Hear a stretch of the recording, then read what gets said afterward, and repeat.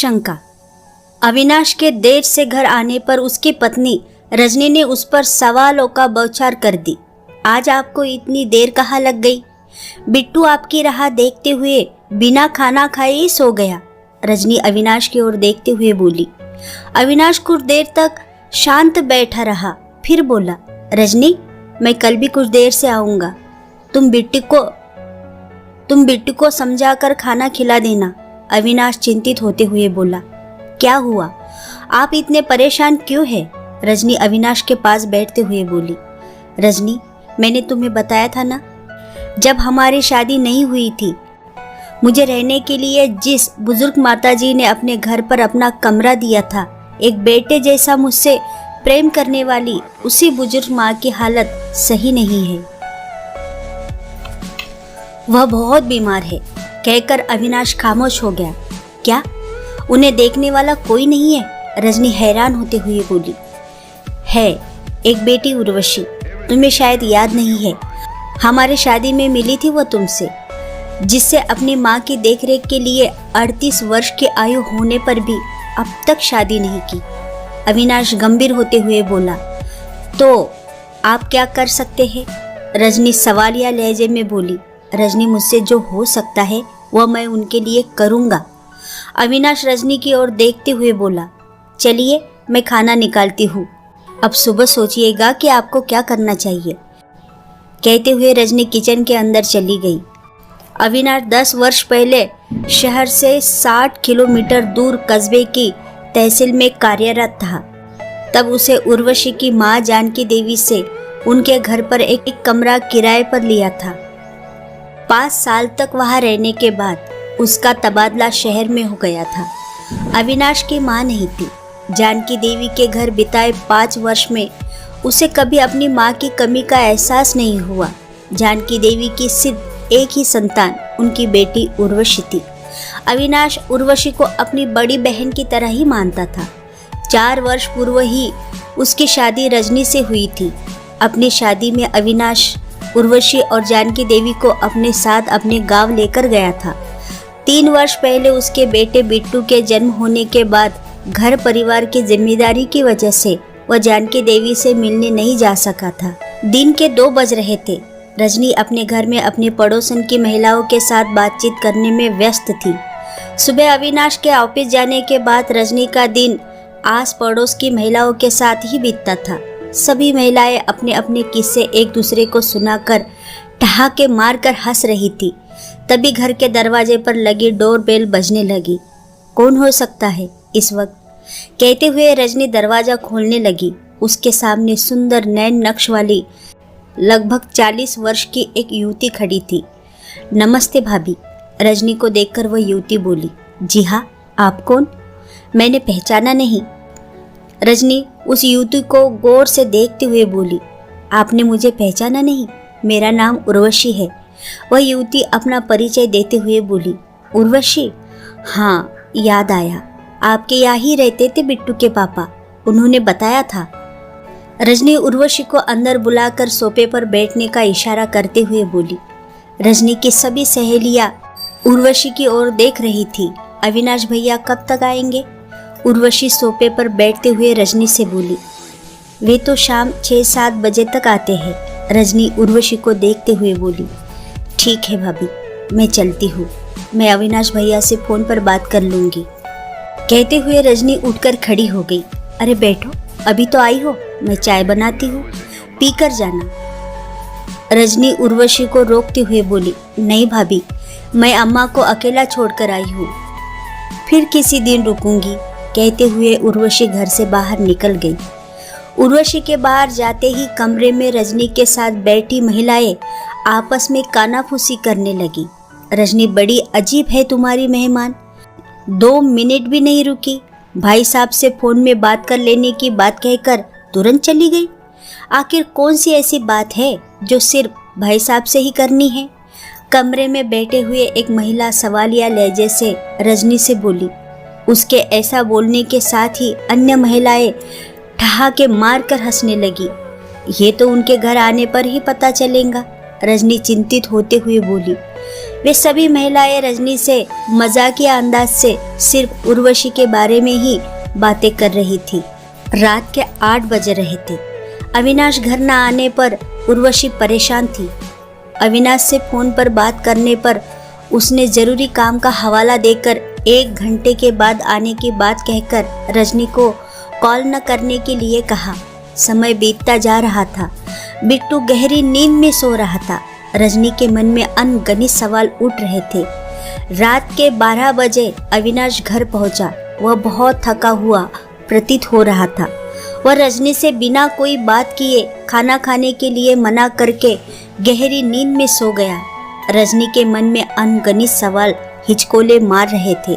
अविनाश कभी भी इस तरह आकर चुपचाप बिना कुछ बातें किए, उसके साथ शरारत किए बिना कभी इस तरह आकर चुपचाप सो नहीं गया था। वह समझ चुकी थी कि कोई ऐसी बात जरूर है जिससे अविनाश परेशान है। वह रात भर सोचती रही। उसकी आंखों से नींद गायब हो गई थी। सुबह के 8 बज रहे थे। अविनाश उर्वशी से फोन पर बात कर उसे परेशान ना होने के लिए कह रहा था, इसलिए नाश्ता कर लीजिए। रजनी कमरे में प्रवेश करते हुए बोली, रजनी, आज मैंने ऑफिस से छुट्टी ली है। तुम 2 लोगों का खाना बनाकर टिफिन में रख देना। अविनाश रजनी की ओर देखते हुए बोला, क्या हुआ, आप ऑफिस क्यों नहीं जाएंगे? रजनी सवाल करते हुए बोली, रजनी, आज माताजी की अस्पताल में कई जांचें होनी हैं। मुझे आज वहाँ रहना ज़रूरी है, इसलिए मैंने आज ऑफिस से छुट्टी लिया है। अविनाश रजनी को समझाते हुए बोला। अविनाश की बात सुनकर रजनी कुछ नहीं बोली। वह चुपचाप किचन की ओर चली गई। कुछ देर बाद अविनाश घर से बाहर निकल चुका था। रजनी को कुछ समझ में नहीं आ रहा था। उसके मन में अनगिनत शंकाओं ने जन्म लेना शुरू कर दिया था। अविनाश कभी इतना परेशान नहीं रहता था। वह यही सोच रही थी कि जिसने यहाँ सिर्फ 5 साल अविनाश किराएदार बनकर रहता था, उनके लिए अपनी पत्नी के पास बैठने बात करने तक की फुर्सत नहीं थी। उसका मन बार बार उसको कटोच रहा था। दूसरे दिन भी अविनाश ऑफिस नहीं गया। रात में देर से आया और टिफिन में 2 लोगों का खाना लेकर सुबह जल्दी घर से निकल गया। दोपहर का वक्त था। रजनी परेशान थी। तभी उसकी सहेलियों ने घर में प्रवेश किया। रजनी, क्या बात है, तुम्हारा चेहरा क्यों उतरा हुआ है? एक महिला रजनी से चुटकी लेते हुए बोली, क्या बताऊं, तुम लोग तो सब कुछ जानते हो, फिर भी बात बना रही हो। रजनी गुस्साते हुए बोली, रजनी बहन, बुरा न मानो तो एक बात कहूँ। दूसरी महिला रजनी से सहानुभूति जताते हुए बोली, हाँ बोलो, मैं बुरा नहीं मानूंगी। रजनी उस महिला से बोली, रजनी, मुझे तुमसे कहना तो नहीं चाहिए, मगर मुझे बात कुछ और ही लगती है। वह महिला रजनी की ओर देखते हुए बोली, क्या मतलब? मैं समझी नहीं, तुम क्या कहना चाहती हो? रजनी हैरान होते हुए बोली, रजनी, 2 दिन से भाई साहब देर रात पे घर आते हैं, मगर कल रात वह युवती उर्वशी जो भाई साहब से मिलने आई थी, वह जिस तरह भाई साहब के साथ बाइक पर बैठकर जा रही थी, जिससे मुझे बात कुछ और ही लगती है। अब आगे तुम्हें क्या करना है यह तुम जानो। मैंने जो देखा वह तुम्हें बता दिया। वह महिला रजनी को दिलासा देते हुए बोली, तुम क्या कहना चाहती हो? रजनी चिंतित होते हुए बोली, कहना क्या है, वो तो साफ दिखाई दे रहा है। वह महिला मुंह सिकोड़ते हुए बोली, तुम उर्वशी की बात कर रही हो? उसकी माँ बहुत बीमार है, वो उन्हें भैया भी कहती है। रजनी उस महिला की ओर देखते हुए बोली, अरे रजनी, भैया कहती है तो क्या हुआ, आज के समय में किसी का भरोसा नहीं है। मुझे जो कहना था कह दिया, बाद में ये मत कहना कि हमने तुम्हें सचेत नहीं किया। आगे तुम्हारी मर्जी। अच्छा, अब हम लोग चलते हैं। कहते हुए वो दोनों महिलाएं रजनी के घर से बाहर निकल गई। रजनी के दिलो दिमाग में शक का जहर फैल चुका था। उसे अपनी सहेलियों की कई बातें भयभीत कर रही थी। 2 दिन से अविनाश के स्वभाव में आया परिवर्तन उसे परेशान कर रहा था। शंका ने उसे पूरी तरह जकड़ लिया था। आखिरकार उसने अविनाश और उर्वशी के रिश्ते का सच जानने का फैसला कर लिया। अविनाश को कॉल करके अपनी शंका को जाहिर न करते हुए अस्पताल में भर्ती उर्वशी की मां हालचाल पूछा और पूरी जानकारी लेकर नन्हे बिट्टू को अपने पड़ोसिन की सहेली के घर छोड़कर चुपचाप अस्पताल जाकर सच्चाई जानने का निर्णय किया। रात के 8 बज रहे थे। रजनी अस्पताल पहुंच चुकी थी। गेट के अंदर प्रवेश करते ही सामने रिसेप्शन में अधेड़ उम्र की महिला बैठी हुई थी। रजनी उसके पास जाकर बोली, नमस्ते मैम। उस महिला ने स्वीकृति में सिर हिलाया। मैम, मुझे जानकी देवी से मिलना है, रजनी उस महिला से निवेदन करते हुए बोली। जानकी देवी? उनका तो आज ऑपरेशन हुआ है, आप कौन है उनकी? वह महिला रजनी से सवाल करते हुए बोली। मैं उनके साथ जो अविनाश जी है, मैं उनकी पत्नी हूँ, रजनी अपना परिचय देते हुए बोली। ओह, आप अविनाश की पत्नी हैं? आप बड़ी किस्मत वाली है जो आपको अविनाश जैसे अच्छे इंसान की पत्नी बनने का सौभाग्य प्राप्त हुआ है। वह महिला रजनी को सोफे पर बैठने का इशारा करते हुए बोली। जी, मैं उनसे मिलना चाहती हूँ, रजनी उस महिला से आदरपूर्वक बोली। देखिए, अविनाश जी कुछ दवाइयाँ लाने बाहर गए हुए हैं। मैं मरीज के पास उनकी बड़ी बहन आपकी ननद मौजूद है, आप चाहे तो वहाँ जाकर उनसे मिल सकती है, मगर कल सुबह तक आप वहाँ नहीं जाए तो मरीज के लिए ज़्यादा अच्छा होगा। अभी वे होश में नहीं है, वो महिला रजनी को समझाते हुए बोली। रजनी उस महिला की बात सुनकर कुछ देर तक भूत बनकर खड़ी रही। अविनाश की बड़ी बहन के रूप में उर्वशी के बारे में कही गई बातों ने रजनी को झंझोड़ कर रख दिया था। आप पहली बार आई है, आप पहले क्यों नहीं आई? आपकी ननद बहुत ही अच्छे स्वभाव की है, उसने तो हमें भी सोचने पर मजबूर कर दिया। जिस हालात में वह अपनी माँ को लेकर यहाँ आई थी, अगर उसका छोटा भाई आपका पति उनके साथ न होता तो जानकी देवी की जान बचाना मुश्किल होता। वह महिला रजनी की ओर देखते हुए बोली। यह सब सुनकर रजनी की आंखों से आंसू छलकने लगे। उसकी शंका ने उसे कितना गलत साबित कर दिया था। वह खुद को लज्जित महसूस कर रही थी। आप कहे तो मैं आपके ननद को यही बुला लेती हूँ, आप रोइए नहीं, अब माताजी की हालत ठीक है। वह महिला रजनी को सांत्वना देते हुए बोली। नहीं मैम, उर्वशी को यहाँ मत बुलाइए, उसे माताजी के पास ही रहने दे, रजनी उस महिला से हाथ जोड़कर विनती करती हुई बोली। ठीक है, जैसा आप कहे, वह महिला बोली। मैम, आपसे एक और विनती है, मेरे पति और ननद को मेरे यहाँ आने के बारे में ना बताइए, रजनी आंखों से आंसू टपकाते हुए उस महिला से बोली। वह महिला एकटक रजनी की ओर देखती रही, फिर बोली। ठीक है। रजनी ने चैन की सांस ली। मैम, मैं कल अपने पति के साथ ही आऊँगी, कल तक माताजी को होश भी आ जाएगा, रजनी एक बार फिर उस महिला से हाथ जोड़कर विनती करते हुए बोली। ठीक है, आप निश्चित होकर घर जाइए, मैं आपके आने के बारे में उन्हें नहीं बताऊंगी, वह महिला रजनी को समझाते हुए बोली। रजनी उस महिला से आदरपूर्वक सम्मान करके साथ ही अस्पताल से बाहर निकल गई। रात के 10 बज रहे थे।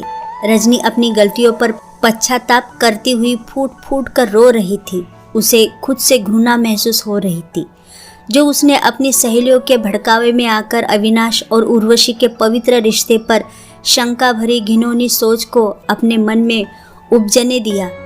वह किस मुंह से अविनाश का सामना करेंगी? उसके चेहरे पर उसकी गंदी सोच की परत दिखाई दे रही थी। उसी समय डोरबेल बज उठी। दरवाजा खोलते ही सामने अविनाश को देखकर रजनी उससे लिपटकर फूट फूट कर रोने लगी। रजनी, क्या हुआ? क्यों रो रही हो? अविनाश परेशान होते हुए बोला। आप मुझे माफ़ कर दीजिए, मेरा गुनाह माफ़ी योग्य नहीं है, आप मुझे मारिए, मुझे सजा दीजिए मेरी शंका में डूबी गंदी सोच के लिए, मगर मुझे माफ़ कर दीजिए। कहते हुए रजनी लगातार रोते जा रही थी। अरे हुआ क्या है, मुझे बताओ तो सही, अविनाश चिंतित होते हुए बोला। रजनी सारी बातें बिना संकोच किए अविनाश से कहते हुए हाथ जोड़कर एक मुजरिम की तरह अविनाश के सामने खड़ी थी। हे भगवान, रजनी, तुम्हारे दिमाग में ऐसा ख्याल आया भी कैसे? उर्वशी मेरी बड़ी दीदी है, उसने और माताजी ने मुझे हर वो प्रेम सम्मान दिया जो एक बड़ी बहन का छोटे भाई के लिए और जो एक माँ का अपने बेटे के लिए। कहकर अविनाश खामोश हो गया। आपने मुझे माफ़ किया ही नहीं, मैं आज के बाद किसी को अपने घर नहीं बुलाऊंगी, कभी आपको शिकायत का मौका नहीं दूंगी। कहते हुए रजनी फिर से रोने लगी। रजनी, तुम रोना बंद करो। मैंने तुम्हें माफ़ कर दिया है। माफ़ी तो तुम्हें उर्वशी दीदी से मांगनी चाहिए, जो तुम्हें और बिट्टू को अकेले छोड़कर मेरे अस्पताल जाने पर तुम लोगों की चिंता करती रहती है। अविनाश गहरी सांस लेते हुए बोला, मैं उर्वशी दीदी के पैरों में गिरकर माफ़ी मांगूंगी। वे ज़रूर मुझे माफ़ कर देंगी। रजनी अविनाश के आगे गिड़गिड़ाते हुए बोली, इसकी कोई ज़रूरत नहीं है। उर्वशी दीदी तो ऐसा कभी सोच भी नहीं सकती, बल्कि तुम्हारे माफ़ी मांगने पर उन्हें दुख ही होगा। अविनाश रजनी को समझाते हुए बोला, तो मैं क्या करूं? मुझे खुद से नफरत हो रही है। रजनी शांत होते हुए बोली, रजनी तुम कुछ मत करो, जो हुआ अच्छे के लिए हुआ। शंका का कोई समाधान नहीं है। बस तुम रोना बंद करके हंस कर दिखाओ, बस यही तुम्हारी सजा है। और कल सुबह तुम और बिट्टू मेरे साथ उर्वशी दीदी और माताजी से मिलने अस्पताल चलोगे। अविनाश हंसते हुए बोला। रजनी एकटक अविनाश की ओर देखती रही, फिर चेहरे पर मुस्कान बिखेरते हुए अविनाश की बाहों में समा गई।